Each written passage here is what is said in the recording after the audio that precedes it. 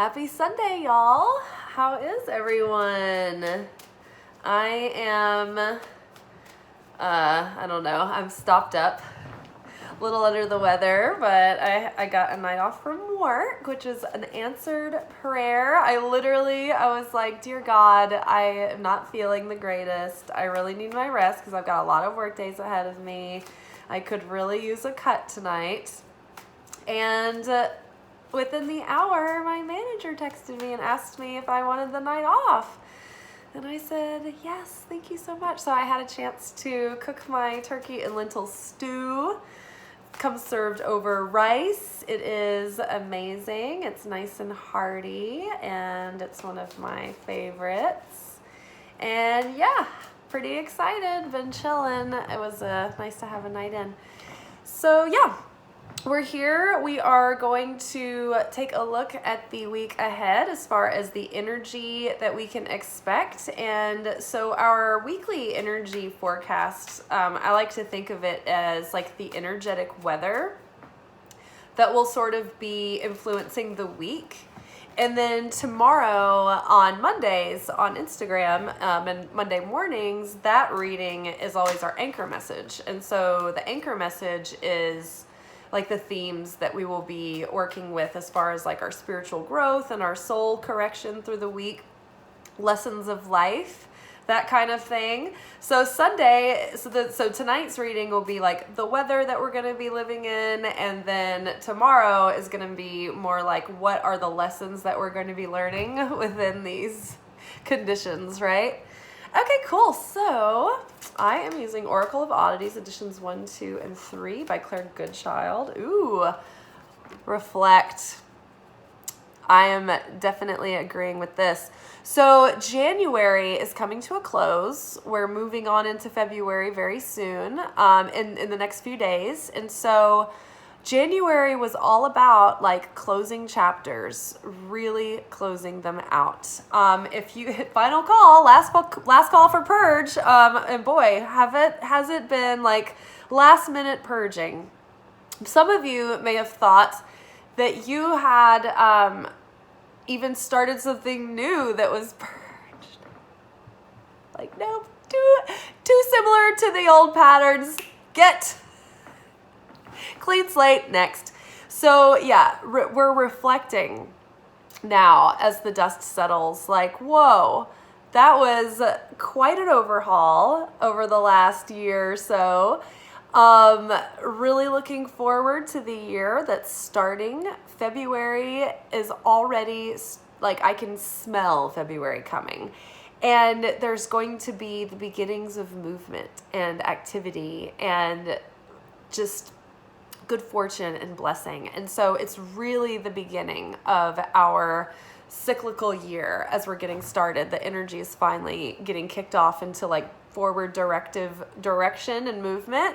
It's just we had to go through this little phase of stillness, of silence, of void to get all the rest of the toxic influences out of our life, to break all those old patterns, to set ourselves free of mindsets that are not really serving us, or not really expanding us, or not really opening our hearts or healing us or causing us to be, more sharing, caring people. We're letting go of things that aren't serving our highest good, that aren't supporting our life, in order for us to like shine our light out into the world. So, jobs that aren't in alignment with us anymore, careers, goals.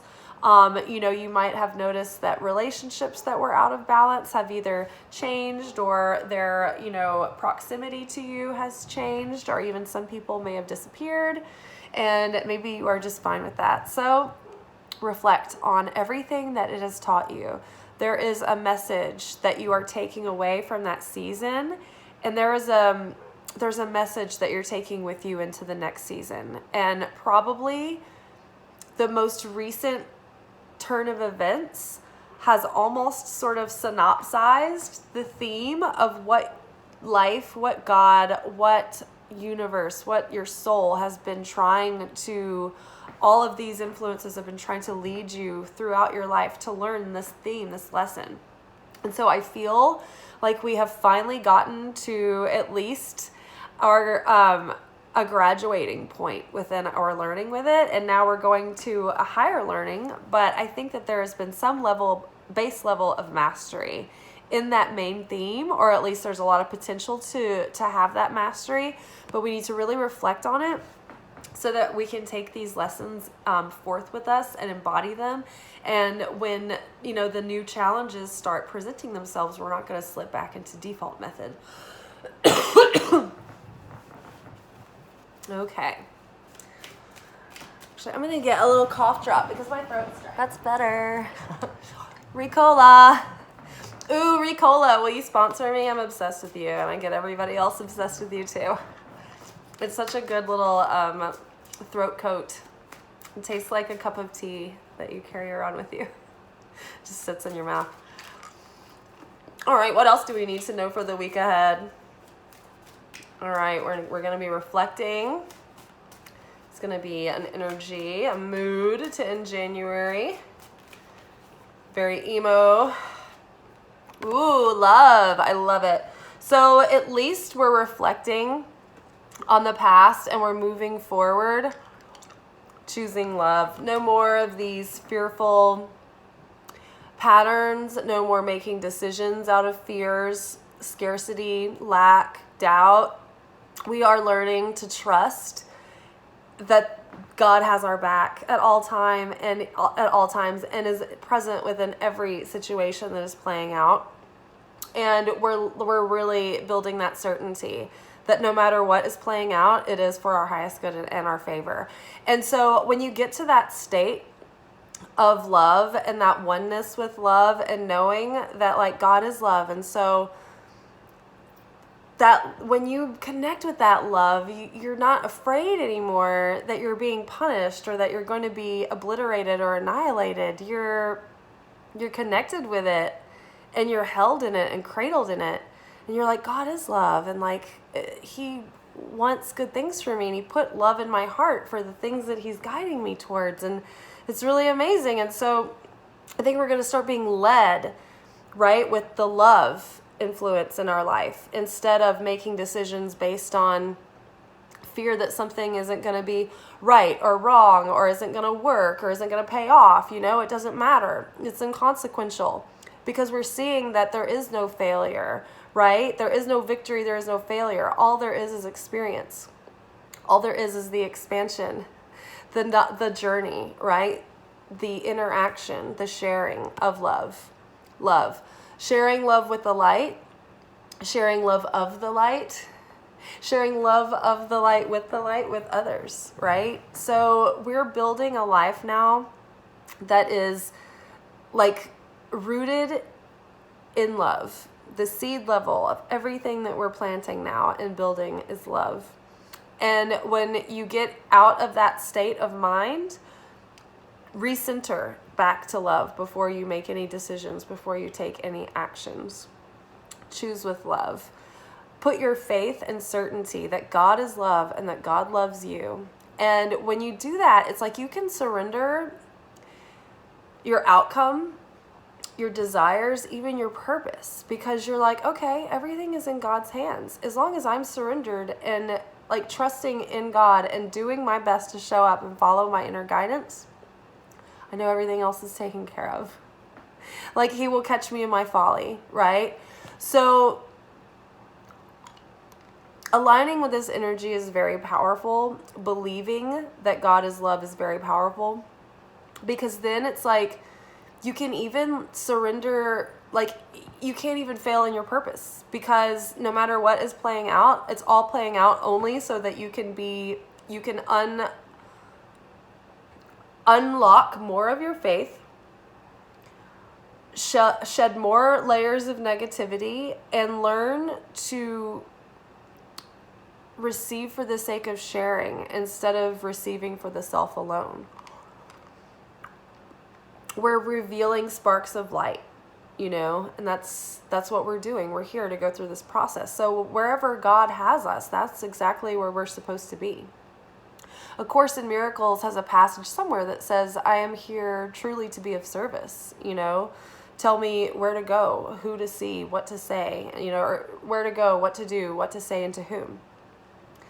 And that's all that matters. You know, we are a channel for the light. So we are love. God is love. And surrendering into that, we can even surrender the thing that we desire, that we think we want so bad, because we know that whatever is going to be in vibration of love with us is going to resonate and it's going to stick. And God is going to make sure that we align with that thing. And if it's not in alignment with love, if that thing is not in love or of love, then we're not, it's going to be dissonant. It's not ours, right? We're only wanting to receive what's truly meant for us, what's truly in resonance with us, right? What's going to put us in a state of love. And what God has specially like couture, custom made exactly for us, right? Whether that be a job or a house or an apartment or a car or, you know, a best friend or a workplace or a school, right? Your roommate, your dorm mate, whatever it is. There's something specifically for us. And it's better if we surrender our idea of who and what that is, because our desire can get in the way of even what will make us the happiest, right? And so we can reach for something that's not ours, and because it looks shiny, and then it will only ever cause chaos because there's no real resonance, and it wasn't ever meant, you know, it wasn't ever meant for us.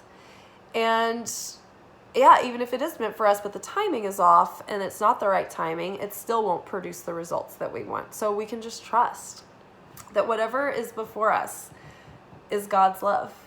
One time I was on acid, and I was in a predicament because I knew that the relationship that I was in, I thought was coming to an end.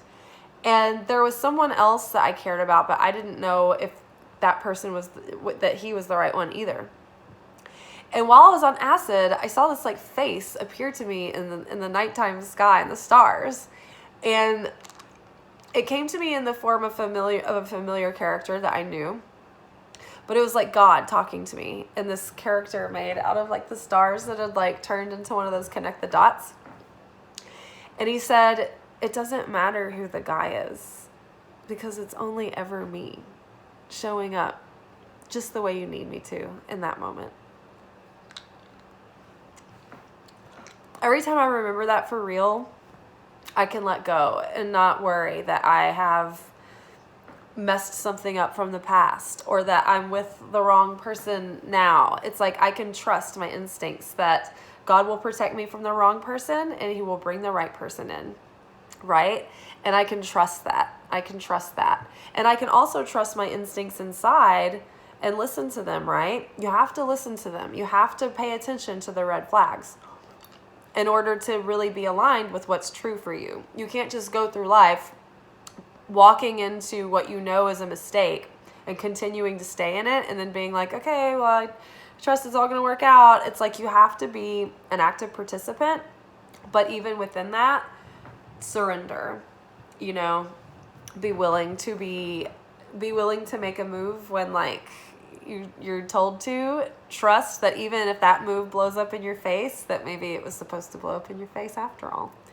Maybe that was all part of it. Maybe the blowing up in your face protected you from going down a wrong path and wasting time with someone for years who would have like broken you down and been bad for you, right? So you just never know. So trust that love is coming.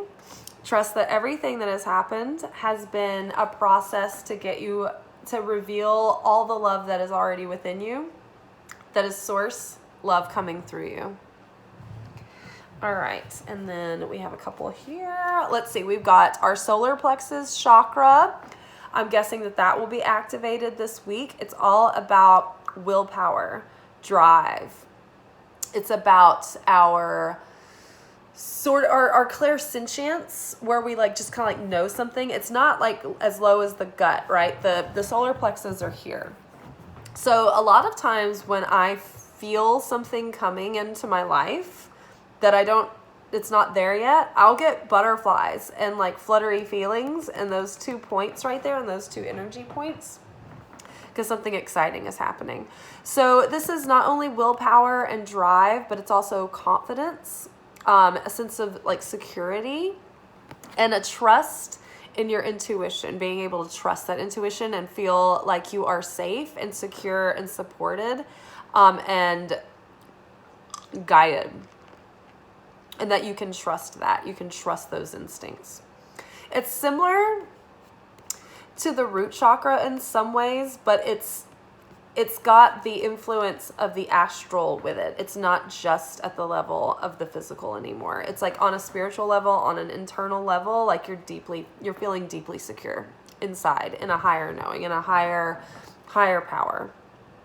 And then I love this because this is our confidence and our willpower and our drive that's like coming alive again. And I feel like even though, you know, we've been in like January mode of like reflecting and it's been kind of a pause in action, I feel like the love in our hearts for what's coming next is starting to stir again. We're like excited about this year and our goals and our pursuits and making a new start of it, and, you know, up leveling and being in this new up level and our new mindset. So we're really excited to get started, like living within our new life. So I love that for this week, just kind of shifting us into that February energy. Oh, and I love this. Imagine all the possibilities that are that are coming and all the things that lie ahead. The bat is about death and rebirth. It's about getting another perspective from another angle.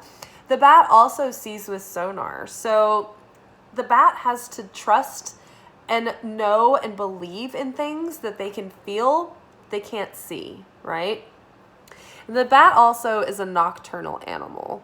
So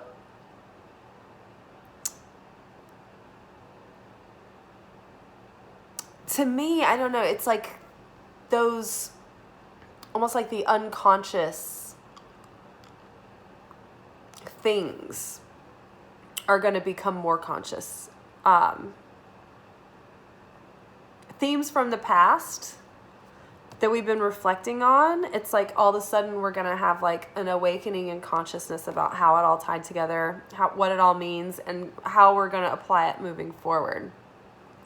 The heart, right? It's going to be very healing to the heart. And what we need to set our imaginations on right now is focusing on what lights our hearts up, what brings love through our hearts out into the world, and what is a symbiotic, self-sustaining, source of that within ourselves. But surround yourself in life with things that reflect that love, true, authentic value to you, right? And don't waste your time and energy on things that are just like meh, or that you don't agree with, or that you're just going along to get along or whatever. Like, no more of that. We're taking all of this. It's funny, the chapter in this book that I've been reading like on and off for months now, it's called Angels Within Us. And I had left off, I hadn't been able to read that book in a couple of, maybe a month or two. And the last time I left off with it, it was on the chapter talking about like cycles, and it was highlighted by Jupiter. The angel was also associated with Jupiter, and it was right around the time that Jupiter was doing something like in the fall, and now it's like Jupiter's back again with that expansiveness. But it was about